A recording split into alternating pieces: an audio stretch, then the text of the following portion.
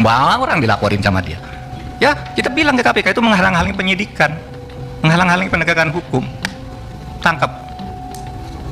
Jadi jangan main ancam-ancam begitu. Kita nih sama, saudara. Oleh sebab itu, saudara, saya ingin menegaskan itu kepada Pak Arsul. Harap jangan dipotong. Pak Arsul bicara kewenangan. Menurut Perpres kewenangan Polhukam itu A, B, C, D. Tidak berwenang mengumumkan. Loh, saya tanya, apa dilarang mengumumkan? Kalau tidak berwenang, apa dilarang?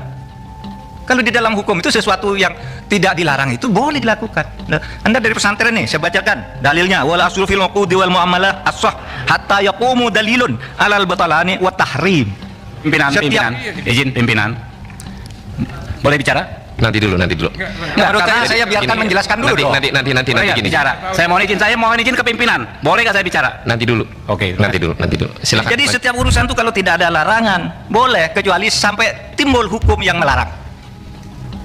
Itu pesantren kan? Dalil di pesantren waktu kecil udah menghafal kayak gini. Nanti kalau di dalam hukum umum, saya katakan juga sekarang ke Pak Beni. Tanyanya kok seperti polisi. Menko boleh ngomongkan apa enggak? Begini Pak, kalau boleh apa tidak? Begini kalau substansi, boleh apa tidak? Jawab iya atau tidak. Kan enggak boleh tanya begitu. Itu. Harus ada konteksnya dong. Sudah bilang, boleh katanya. Ini yang saya lihat. Kalau boleh sebutkan pasalnya, boleh kok, harus ada pasalnya. Kalau boleh itu enggak perlu pasal. Misalnya saya tanya ke Pak Beni boleh enggak saya ke kamar mandi sekarang? Boleh, mana pasalnya? Enggak ada, karena boleh. Kalau dilarang baru ada pasalnya. Di mana dalilnya? Nah sekarang bukan bahasa Arab, bahasa Latin. Nolum delictum nolapuna sine privialege punali. Ini dalam hukum pidana. Tidak ada satu kesalahan, tidak ada sesuatu yang dilarang itu sampai ada undang-undang yang melarang lebih dulu. Ini tidak dilarang kok. Lalu ditanya kayak copet aja. Memang siapa? Sering di DPR ini aneh. Kadang-kadang marah-marah gitu. Nggak tahunya Markus dia. Marah ke Jaksa Agung, ngomong itu, nantinya datang ke kantor Kejaksaan Agung titip kasus. Pimpinan mohon dicatat ya. Saya interupsi pimpinan. Interupsi pimpinan. Saya kira ini tidak relevan. Interupsi pimpinan. Ya. Silakan Pak Habib. Apa? Saya kebetulan pimpinan Mahkamah Kehormatan Dewan Pimpinan. Saya minta Pak Mahfud, apa memang benar ada data yang soal Markus anggota DPR? Disampaikan saja sekarang. Nanti saya sampaikan sekarang. Ya. Disampaikan saja. Ingat peristiwa di Kampung Malik, Ustadz di Kampung Malik. Saya kira saya sama Pak Beni masih ada di sini. Ya. Kan saya tadi nyebut DPR, dan nyebut saudara. Pada waktu itu Jaksa Agung Abdurrahman Saleh dicecar habis-habis, ditanya seperti ini, dibilang Bapak ini seperti Ustadz di Kampung Maling, Bapak baik tapi di lingkungan Bapak jelek. Ya kan, ingat kan? Itu tanggal 17 Februari 2005. Berarti bukan di periode ini Pak Mahfud? Bukan. Oh, bukan kewenangan saya. Ya, tapi lihat fenomenanya. Nanti saya tunjukkan. Alhamdulillah. Ya. Tahu-tahu apa enggak? Sidangnya di periode ini ada enggak? Kenapa? Di periode ini ada nggak yang Markus anggota DPR? Saya tidak akan nyebut itu. Saya memberi contoh di DPR ada yang seperti itu. Enggak, ada nggak Pak? Enggak, saya enggak berhak, enggak wajib menjawab saudara. Kalau ada sih kita tidak lanjuti Pak. Nanti saya beritahu saudara. Putusan apapun hasilnya memberikan kepastian. Kepastian memberikan ketertiban. Ketertiban menjaga ketertiban sosial dan politik. Tetapi ketidakpastian hanya memperpanjang spekulasi. Mahfud juga mengingatkan bahwa negara memiliki mekanisme yang jelas untuk menguji keabsahan dokumen. Ada prosedur administrasi, ada penyelidikan, ada pembuktian forensik, dan ada pengadilan. Jika memang ada laporan resmi, maka proses hukum harus berjalan. Tidak boleh dihentikan karena tekanan politik. Tidak boleh dipercepat hanya karena desakan opini publik. Ia menekankan bahwa asas praduga tak bersalah tetap berlaku. Setiap orang dianggap tidak bersalah sebelum ada putusan pengadilan yang berkekuatan hukum tetap. Prinsip ini berlaku bagi siapapun, termasuk mantan presiden.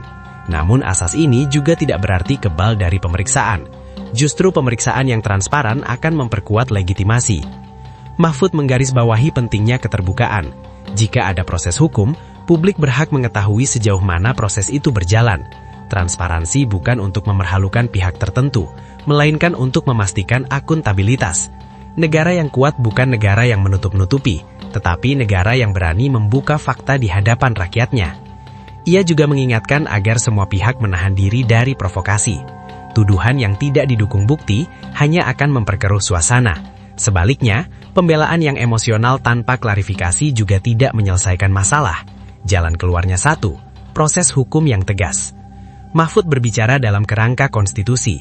Indonesia adalah negara hukum, bukan negara kekuasaan. Artinya, setiap sengketa, setiap tuduhan, setiap dugaan pelanggaran harus diselesaikan melalui mekanisme hukum.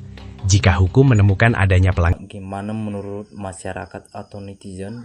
Di sini dijelaskan udah jelas palsu, kok penegak hukum malah jadi termulut parah di negeri ini. Memang ketahuan penjela dan bosnya sama-sama pembohong. Salah satu indikator cinta tanah air ini adalah berani menunjukkan kejujuran terhadap identitas diri, termasuk dokumen ijazahnya sebagai penjabat negara. Jangan bikin gaduh lagi. Berat bagi Termul, tugasnya untuk membungkus bangkai supaya orang lain tidak dengar baunya. Teramat sangat ternyata benar, dan benar palsunya dan asli palsu. Tidak punya niat baik untuk menunjukkan ijazahnya. Sebetulnya yang bikin gaduh ini siapa? Jangan lama-lama, seret secepatnya si Jokowi ke pengadilan agar rakyat Indonesia tenang. Mudah-mudahan cepat disidangkan perkara ijazah ini biar tidak banyak komen yang membingungkan. Nah, aku yakin, yakinnya kalau ijazah palsunya. Yalah, masih saja ijazahnya Jokowi. Berhentilah, karena apapun itu ijazahnya Jokowi tetap palsu. Kita semua dibodoh-bodohin 10 tahun atau 2 periode. Kalau asli mana jangan omon-omon. Barang siapa yang bela Jokowi itu artinya merusak di negeri Indonesia ini. Apa yang terjadi terkait ijazah Jokowi dan memimpin Indonesia sampai 2 periode menunjukkan kebodohan, keduguan, dan yang memilihnya. Jongos sama majikan pasti bela majikan. Yang muter-muter itu penyidik, karena tim penyidik percok. Itu orangnya Jokowi. Usut tuntas supaya tidak bikin gaduh, biar semua masyarakat tidak bingung lagi di mana atau akhir membahas, yaitu ijazah Jokowi. Kapanpun barang busuk pasti tercium baunya. Kalau bisa NKRI ini dijual boro-boro cinta, karena udah lama rakyat jahat bersuara. Kemanapun dibahas berkali-kali mengenai ijazah Pak Jokowi, tidak ada gunanya kalau ijazahnya tidak dimunculkan baik di pengadilan atau di kepolisian secara resmi. Sulit untuk diubah kalau hobinya pembohong. Banyak pihak pejabat penting melindungi kebohongan Jokowi. Itu sudah menjadi sistem main kotor oleh pemerintah selama ini. Nah, kenapa kok gak diusut tuntas kalau faktanya begitu? Kalau ijazahnya diperiksa itu selesai, ketahuan sangat gampang. Tidak selesai dengan kasusnya, Termulnya pasti tidak diterima. Pegawai bawahan saja kalau ada perintah menunjukkan ijazahnya asli, seminggu selesai.